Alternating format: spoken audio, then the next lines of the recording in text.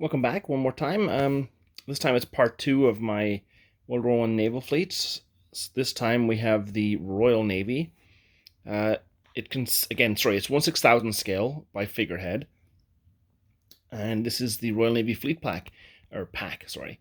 Um, Now I haven't painted every single thing in the pack because it comes with a bajillion destroyers and many light cruisers, and the light cruisers that were that weren't really that active in the war, I didn't bother painting. But I'll get down here for a closer look in a second and let you know or show you off the models. Now, this is, again, like if you watched my last video, this is probably one of my favorite things in my whole collection. And they don't get out very often, but they get out on my table often for me to sit down and look at.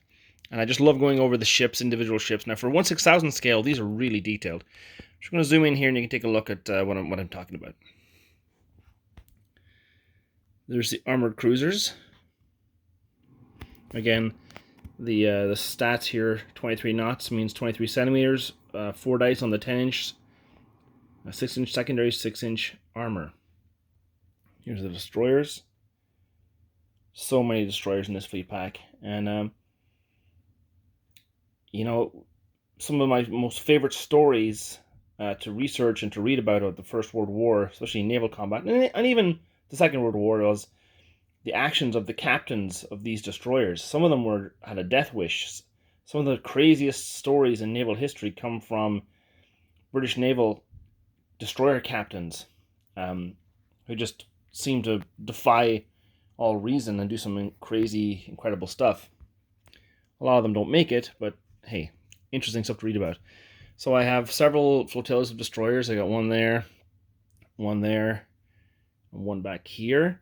Again, there's probably 3 more groups of 9 that I just haven't painted in the fleet pack. Where do I start? Let's start back here at the armored cruisers. Apologies to the purists out there. These are not arrayed in their squadrons historically. They're laid out based on how I took them out of the box. So here we have the ill-fated Black Prince, the Defence, the Cochrane, the Duke of Edinburgh, the Minotaur, the Shannon, the Achilles, and the Warrior. The British seem to go through a phase where they loved their armored cruisers. Here you have the battle cruisers of the Royal Navy. You have the Lion, the Queen Mary, Princess Royal, the Tiger, the New Zealand, Australia, Indefatigable, Indomitable, Inflexible, and Invincible. I mean, again, not all of these ships played a part in Jutland. They just came as part of the pack. Here you have the super battleships, or I guess, super dreadnoughts. The Queen Elizabeth class. You see there the Valiant, Queen Elizabeth, the Barham, the Warspite. What is that called? That's the Grand Old Lady, I think. And the Malaya. Over here we have a blob of light cruisers. I still have several more, but I mean, this is what I have. The Caledon, that's the name of my town where I live in Canada.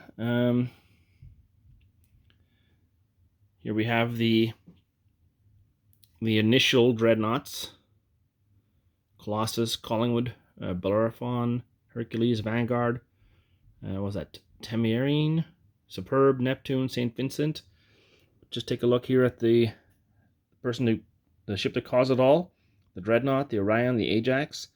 Now, although the Dreadnought is, I'm sure most people might know, but although the Dreadnought is it's the namesake of the classes of ships from this time period, it just happened to be the first ship completed. The Germans did have, and I think the Americans too, had ships under construction. She just came out first, and forever known as the namesake of all of the ships. What do we have here? We have the R-class ships that were so potent in World War One. They didn't really do a whole lot. And then by the time they became useful in World War II, they were more like submarine fodder. Ramillies, Resolution, Royal Sovereign, Revenge, Royal Oak. You have the Audacious, the Centurion, Monarch, Conqueror, Thunderer. The Iron Duke, Empress of India, Benbow, Marlborough, King George V. Yeah, we've already seen them. And then who else do we have left? Oh, yes, we have... I separated these because these are the oddities. I mean, here you have the Agincourt and the Canada with 10-inch armor. I mean, that's paper thin. That's basically a cruiser. you know, the battle cruisers have 9 and 6. So as a battleship, they're really, really weak. And then you have the Erin. I think all of these ships, were these all taken from their real owners? Can't remember. But there's the Jin Palace there, the Ashen Core, with its 14 12-inch guns. I mean, it rolls a bucket of dice. And I think I've covered it all. I mean, this is a quick video. Why did the German video take so long? And the Royal Navy, who has more ships, but 150 here, why did that take so little time? I guess because the names are probably easier to pronounce. But I mean, 1/6000 scale. Just zoom in here on the Lion. That's right, shaky camera, yikes. I mean, what's wrong there? Like, for 1/6000 scale, they're amazing. The smoke is made just from getting some, what's it called? Steel wool, tearing it off into little bits, rolling it up and priming it black, and then just super gluing it down. And I think it works okay. Looks good. I did that with most of the ships, at least the capital ships. And yeah, that's basically it. Again, sorry for the shaky camera. Having a bad day today. There we go. Again, thanks for tuning in, and we'll see you again in another video. Bye-bye.